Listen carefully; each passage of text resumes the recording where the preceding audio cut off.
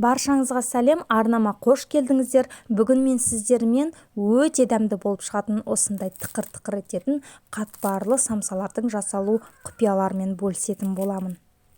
Каналыма тіркелмеген болсаңыздар, тіркеліп, менің видеомды жіберіп алмас үшін жанындағы қоңырауша белгісін басуды ұмытпаңыздар. Ең алдымен ыдысымызға бөлме температурасындағы суды құйып, үстіне 1 шай қасық тұзды салып, бір араластырып аламыз. Оның үстіне ұнымызды міндетті түрде електен өткізіп саламыз. Оның үстіне жарты шай қасық ас содасы және жарты шай қасық разрыхлителімізді саламыз. Және қолымызбен нанымызды елейміз. Сондай-ақ достар, менің каналымда самсалардың тағы да бір қатпарлы дәмді болып шығатын рецепті бар. Ол рецепті де сода мен разрыхлитель қоспайсыздар. Керек болса, сіздерге описанияға ссылкасын қалдырып кетемін. Кіріп жасап қарап көрсеңіздер болады. Екеуін де салыстырып, екеуімен де самсаларыңыз қатпарлы, өте дәмді болып шығады. Мінекей біздің қамырымыз дайын болып қалды. Осындай жұп-жұмсақ болып шығады. Қамырымызды салафанға салып 20 минутқа тындырып қоямыз. 20 минут уақыт өткен соң қамырымызды алып тағы бір басып шығамыз да, тағы да салафанға салып 10 минутқа қалдырамыз. Сол кезде сіздердің нандарыңыз өте әдемі болып ысылады. Осы кезде біз сары майымызды алдын ала ертіп дайындап қоямыз. Сары май міндетті түрде 82-5%-дан төмен болмауы тиіс, және де ерткен кезде осылай тағы да ерген соң 5 минуттай қайнатамыз. Сол кезде майдың ішіндегі артық сулары шығып, самсаларыңыз қатпарлы болып шығады. Енді тынған нанымызды тура 2 бөлікке бөлеміз. Бізде осында 2 үлкен күлше шығады. Егер сіздер алғаш рет жайып жатсаңыздар немесе жаюға қиындық туады десеңіздер, 3 бөлікке де бөліп жасасаңыздар болады. Бізде 2 үлкен нан шығады. Мінекей, нанымызды жайып болған соң бірінші нанға бірден жаңағы ертіп қойған сары майымызды жағып, барлық жеріне бір тегіс етіп жағып шығатын боламыз. Енді екінші нанымызды да ыса береміз. Біз екінші нанымызды ысып жатқанда жаңағы жағып болған біздің сары майымыз қатады.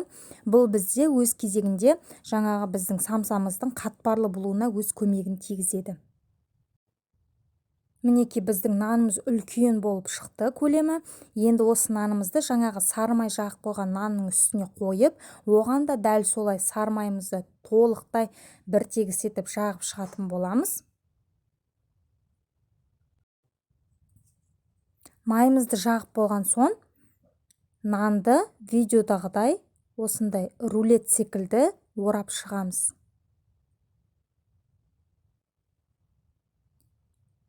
Рулет секілді орап болған соң нанды дәл осылай ұлу секілді дөңгелетіп бір-біріне біріктіріп орап пищевая пленкаға немесе мен секілді осындай маечка пакетке салып мұздатқышқа 2 сағатқа немесе 1 түнге де қалдырсаңыздар болады. Және осы кезде салмасын дайындайтын боламыз. Салмасы өз қалауыңызша. Менде бұнда фарш және де картоп, пиязды молынан қосамын да, дәміне қарай тұзын және бұрышын салып, жақсылап араластырып аламын. Менің наным тоңазытқышта 4-5 сағаттай тұрып қалды. Мен оны сәл жібіттім да, осындай шағын бөлшектерге көз мөлшерімен бөліп шықтым. Егер сіздер заказға жасайтын болсаңыздар, шамамен 40-50 грамнан бәрін бірдейлестіріп таразыға салып бөлсеңіздер де болады. Нанды қатты қалың емес, қатты жұқа емес, орташа етіп ысып, ортасына салмасын салып, самсамызды түйеміз.